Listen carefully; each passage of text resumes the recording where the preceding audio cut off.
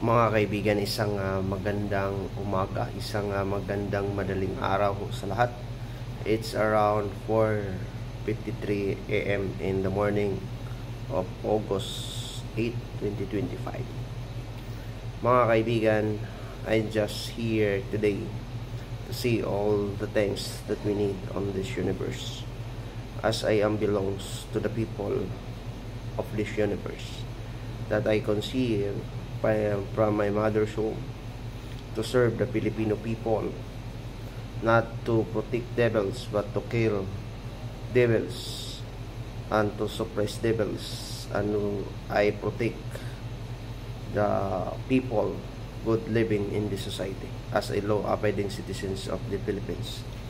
Mga kaibigan, we are all unique in all forces in the world, that we did not take an oath to an office to be to uphold or to uphold the religions, to serve or to take the oath in order to uphold the tribe.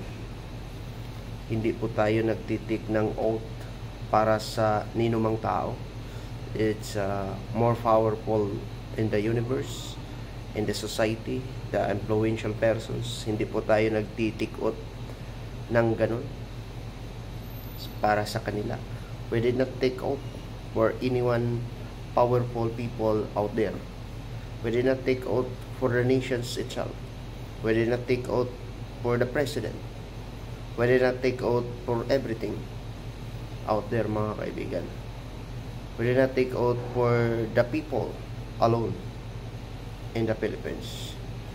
We are about to take oath or to oath an office for the Philippine constitutions, to remain be loyal, faithful, and honest in our Philippine constitutions.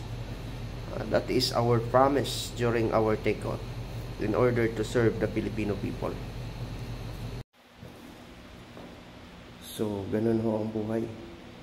We did not take oath for everything out there, no? Especially, we did not take oath for the powerful people. We take oath. We took an office for an oath for the Philippine constitutions. Ganun ho ang buhay natin sa mundo. Hindi po tayo mabibili ng pera, at ganun pa man, hindi po tayo nagsiservisyo para sa pira-pira lamang. Tayo po'y nagsiservisyo para sa bayan na ito. Kahit sino pa man kayo, handang-handa kitang haharapin sa anumang oras sa mundong ibabaw na ito.